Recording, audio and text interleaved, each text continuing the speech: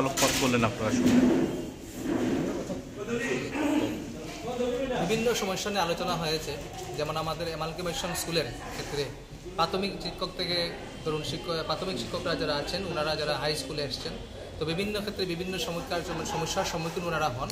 তখন দেখা যায় ওনারা যখন এলিমেন্টারিতে যখন যান, ওনারা বলেন তখন অ্যামালগামেশনের পরে আপনারা সেকেন্ডারিতে যাবেন, আর সেকেন্ডারি ওনারা বলেন আপনারা তো এলিমেন্টারিতে ছিলেন। এটা বিশাল বড় সমস্যা। প্লাস আমাদের 30 দিনের আমাদের যে ন্যায্য দাবি আমাদের আর্নলিভ পাওয়ার জন্য, সেটাও আমরা চালিয়ে যাচ্ছি আলোচনা সরকারের সঙ্গে।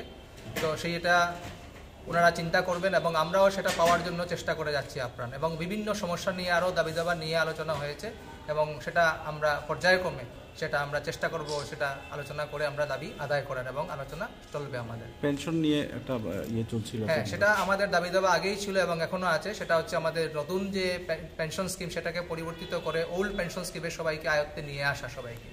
তো আগামী দিনে সেটা আমরা সংগ্রাম করব, সেটা নিয়ে দাবি দাবা জানাবো এবং আশা করি সেটা নিয়ে আপনারা একটা সদুত্তর আপনারা পাবেন। সেই ব্যাপারে পজিটিভ আমরা আশা করছি, ধনাত্মক ক্ষেত্রে সেটা আমাদের উত্তর আসবে আমাদের। নতুন বছরে নতুন কমিটিতে আগামী দিনের বিশেষ কোনো পরিকল্পনা?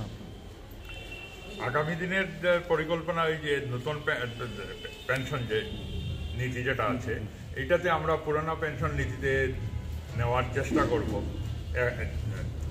এটা থাকবে প্রধান। তারপরে আমাদের যে ইএল আর্নলিভ যেটা আছে, এটা 10 দিন বর্তমানে আছে।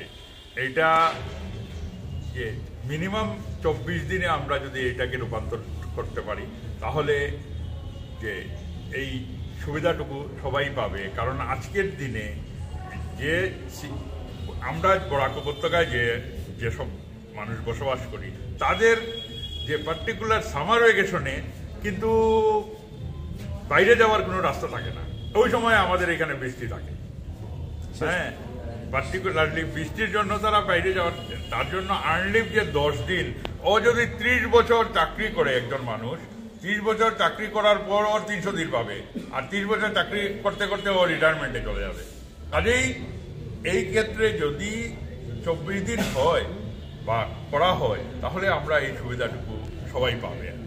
বিভিন্ন জায়গায় একটা সমস্যা দেখা যায়, আমরা যখন নিউজ কাভারেজ যাই বিভিন্ন স্কুলে কোনো উৎসবে বা কোনো অনুষ্ঠানে, দূর দূরান্তের শিক্ষকরা সে জায়গায় যান, অথচ ওনাদের নিজস্ব জায়গায় কিছু ভ্যাকেন্সি থাকে, ওইখানে ওদেরকে আনা যায়। যেমন আমার ধরে নিন আপনার বাড়ি শালচাপড়ায়, আপনাকে দেওয়া হচ্ছে লক্ষ্মীপুর কোনো একটা স্কুলে, তো সেই জায়গায় একটা অসুবিধার সৃষ্টি হয়। সে ব্যাপারে স্থানান্তরে কিংবা ট্রান্সফারের যে বিষয়টা অনেকে অ্যাপিল করেন কিন্তু পান না, সেই জায়গায় কোনো আপনারা দাবি করছেন? এটা না, কথাটা খুব সুন্দর কথা বলেছেন, কিন্তু ওই যে এখন যে গভর্নমেন্টের তরফ থেকে একটা পোর্টাল খুলেছে, ওই পোর্টালে অ্যাপ্লাই করতে হয়। হ্যাঁ, অ্যাপ্লাই করার পরে অনেক মানুষে পায়, অনেকে পায় না। কারণ একটা স্কুলে হয়তো 3 জন বা 4 জন টিচার আছে, ওর রিকোয়ারমেন্ট আছে 8 জন। হ্যাঁ, কিন্তু 3 জন টিচার থেকে যদি একজনকে দিয়ে দেয়, তাহলে স্কুলটা চলবে কি করে?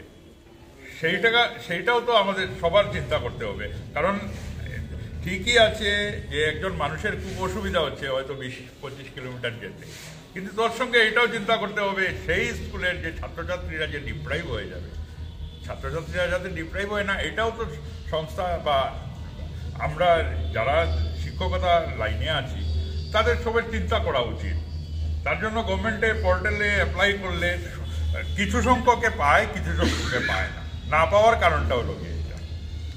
আর ভবিষ্যতে হয়তো প্রত্যেকটা স্কুলে যে পোস্ট, যে ভ্যাকেন্ট পোস্ট যেগুলো আছে, ওইগুলো হয়তো ফুলফিল হয়ে যাবে। আগামী যে 19 তারিখ টেট এক্সাম আছে, তারপরে হয়তো ফুলফিল হয়ে যাবে। তখন এই জিনিসটা আমাদের জোরালোভাবে এই দাবিটা আমরা রাখতে পারবো। আজকের দিনে আমরা জোরালোভাবে এইটা বলতে পারছি না, কারণ কাউকে ডিপ্রাইভ করে আরেকজনকে অ্যাডভান্টেজ দেওয়াটা যে সংস্থার নীতির মধ্যে না। কনক্লুশন, আমি আজকে 53তম দ্বিবার্ষিক সম্মেলনে প্রতিজন শিক্ষক শিক্ষয়িত্রী এখানে যারা এসেছেন প্রত্যেককে আমি শুভেচ্ছা এবং অভিনন্দন জানাই।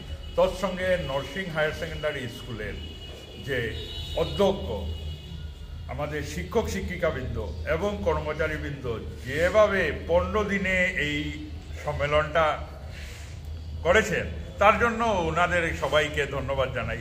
এবং সাংবাদিক ভাই যারা আপনারা আছেন, তাদেরকেও আমি ধন্যবাদ জানাই। আপনারা টাইম টু টাইম এসে কীভাবে এটা কভার করছেন।